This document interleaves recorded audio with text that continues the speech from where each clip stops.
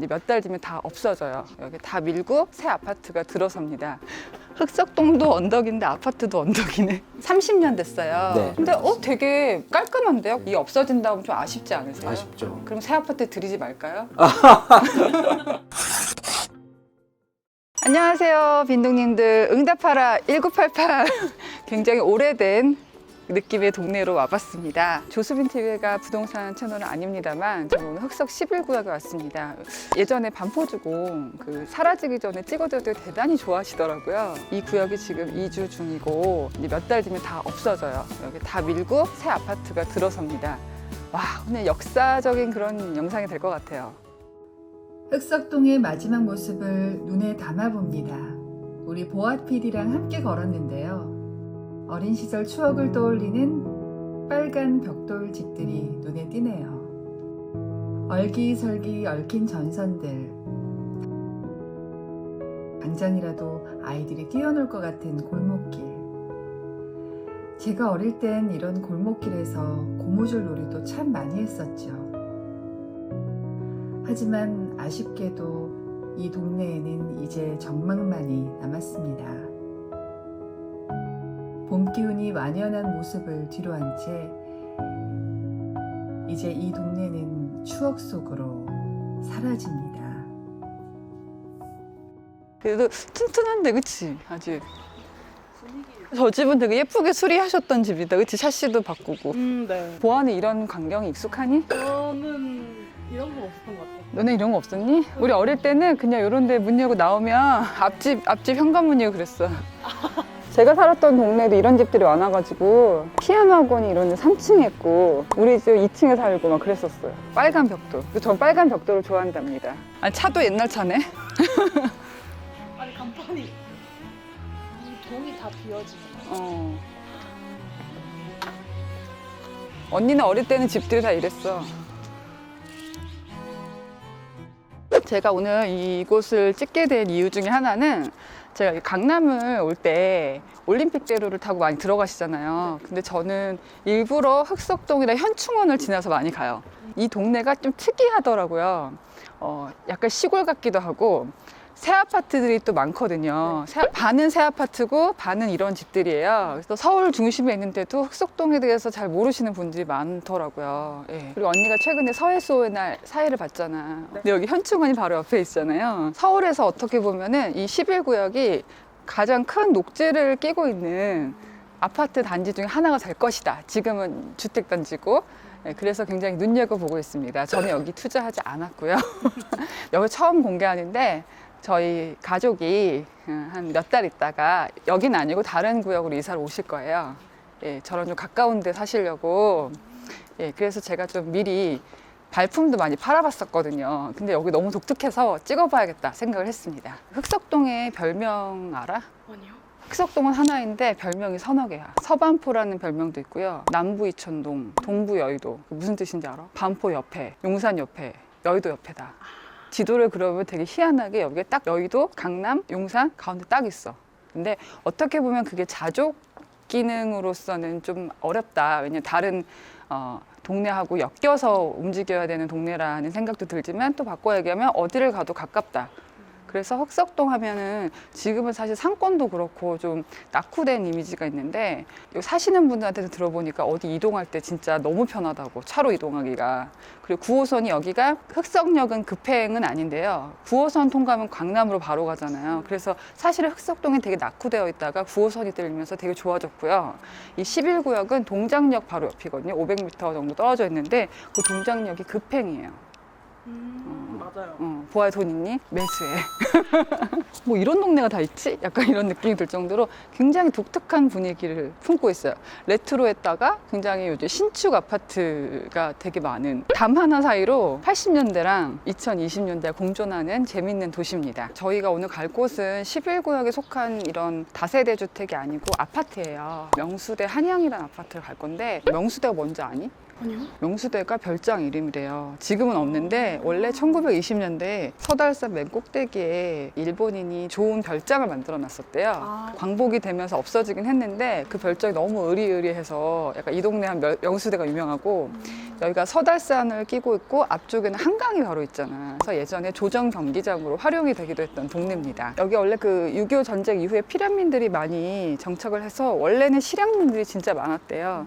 근데 재개발이 한창 진행이 되면서 반 정도는 젊은 사람들, 새로운 입주민들, 또 반 정도는 오래 막 몇 대씩 사신 분들, 굉장히 여러 가지 세월을 교차하는 동네입니다. 오늘은 저와 함께 옛날 정치도 느껴보시고 오늘 제가 특별한 분을 섭외했어요. 파워 블로거인데요. 흑석동 박사님이 계시다고 해서 그 집을 섭외해놨습니다. Let's go!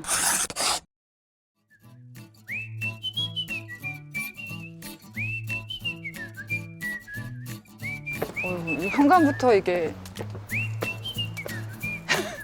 흑석동도 언덕인데 아파트도 언덕이네. 슬픈 소식을 전해줄게. 엘리베이터가 없어. 꼭대기층인데. Let's go. 이사 가셨네, 그치?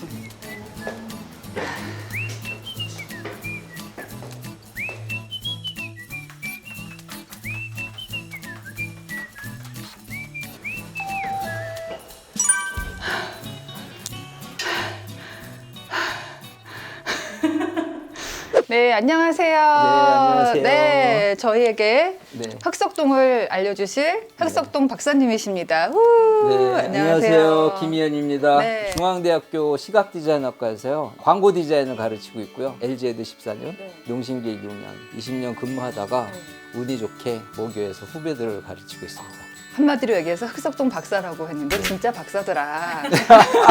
지금 이제 블로그를 하고 계시잖아요. 네네네. 제가 처음에는 부동산 업자인 줄 알았습니다.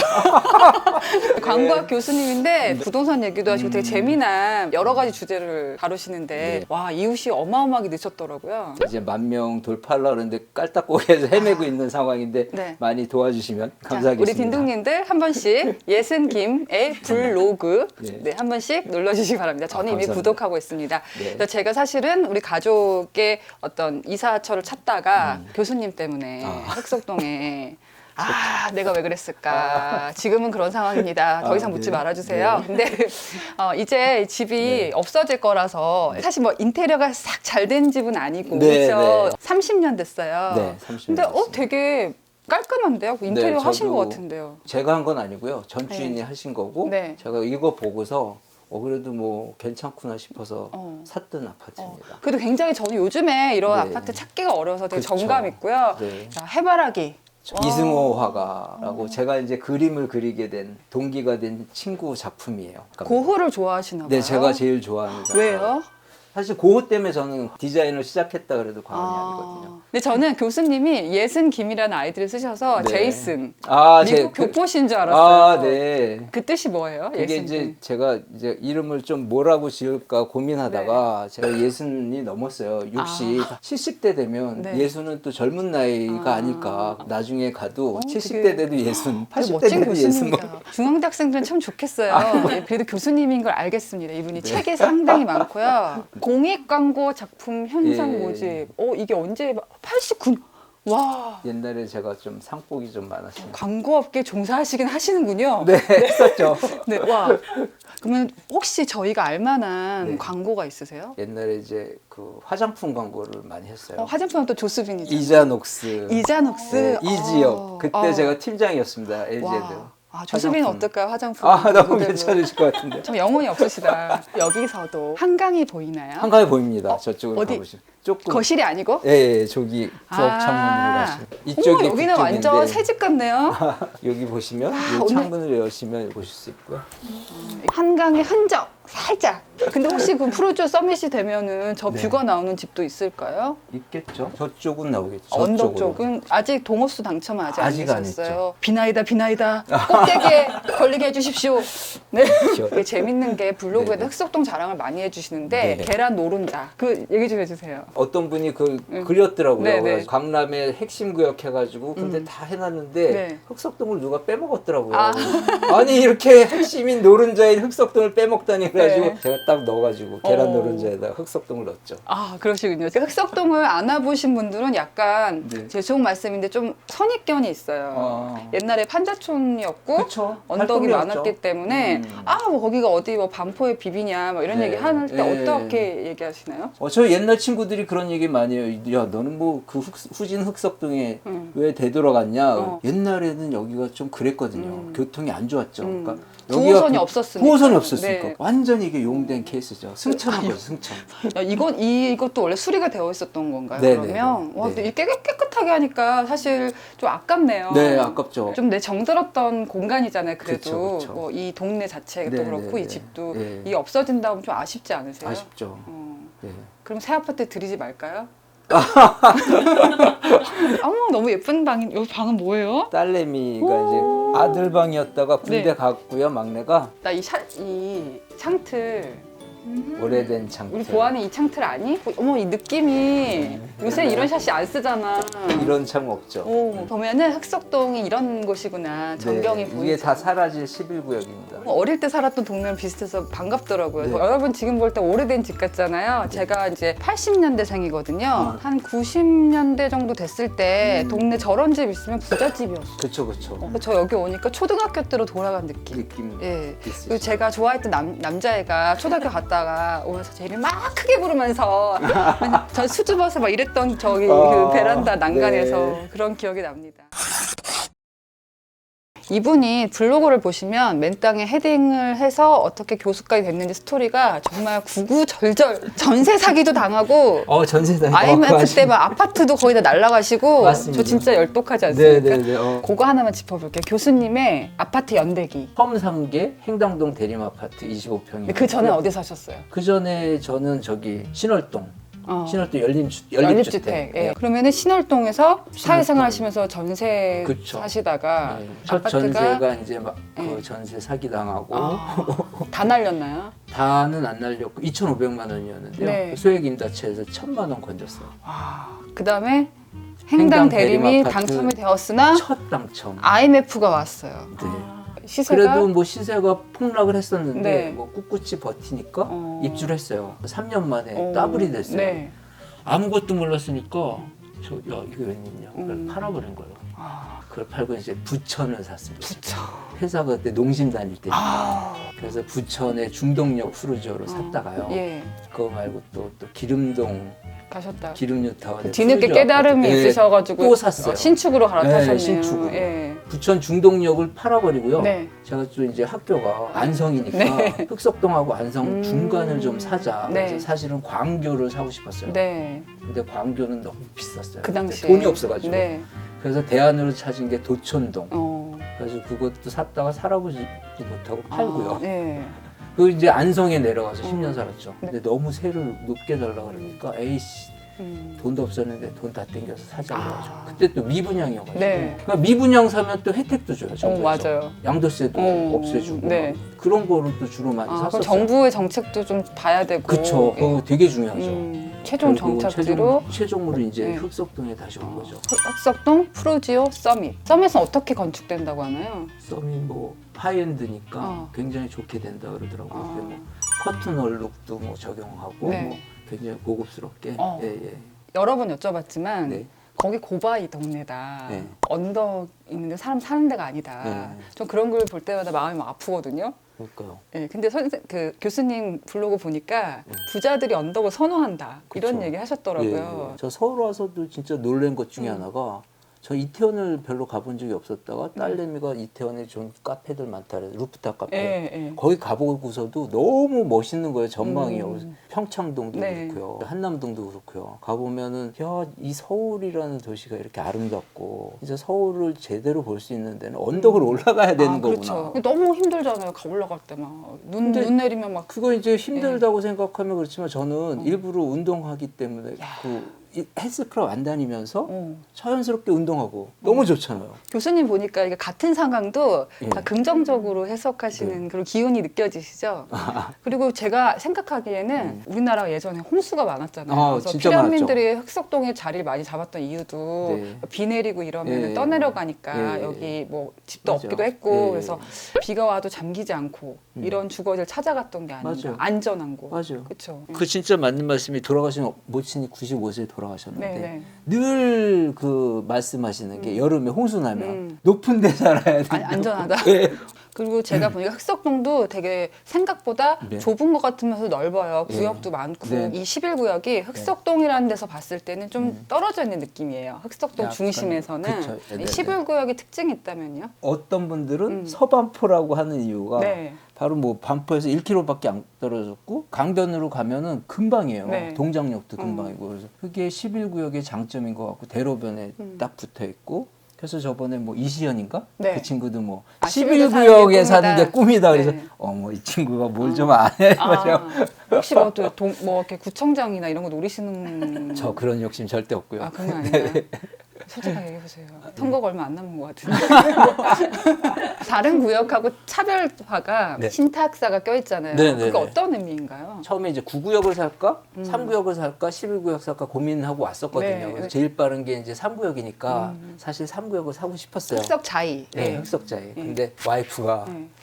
그동안 언덕에 너무 뛰어가지고. 아, 남편과 부인 여기도 좀 저희 집 네, 비슷하네요. 네, 그래서 여긴 절대 안 돼. 그래서 그럼 9구역을 살까? 그래서 9구역을 살려고 그랬는데 그때만 해도 9구역이 더 비쌌어요. 그리고 11구역은 이제 조합 설립이 된 상황이었고 거기까지. 근데 얘기를 들어보니까 신탁사가 있다 그러더라고요. 그래서 그리고 이제 이 아파트를 찾았을 때 그 대지 지분이 좀 있었어요. 높아서 이거 사고 신탁사가 껴있으니까 뭐 큰 문제가 없겠구나. 네, 네. 저는 그 판단을 했었어요. 근데 오히려 반대로 신탁사가 끼어있기 때문에 비용이 많이 더 들어갈 수도 들어가죠. 있고 추가 13%가 분담금이라든지 3%가 들어가죠. 근데 그 정도 3%가 더 들어간다는 거는 다른 어떤 그런 비용들 요번에 둔촌주공 뭐 6개월 밀리면서 엄청나게 그 추가 비용이 커졌잖아요. 네. 근데 신탁사 같은 경우가 뭐 가정이지만 네. 끼어 있었다면 과연 이런 일이 벌어졌을까? 저 뭐 그런 생각도 들거든요. 신탁이라는 개념을 사람들이 예, 아직 잘 잘 모르니까. 모르시니까. 그러니까 예. 어떻게 보면은 조합이 어떤 회사라고 치면 그쵸, 그쵸. 외부 경영 인력이 들어와서 그쵸. 전문 경영인이 예, 들어온 거죠. 들어온 말하자면. 거군요. 지금 부동산 시장에서 이제 두 가지 분위기인 것 같아요. 이슈죠. 이렇게 예. 고점을 잡으신 분들은 예. 마음을 아파하고 예.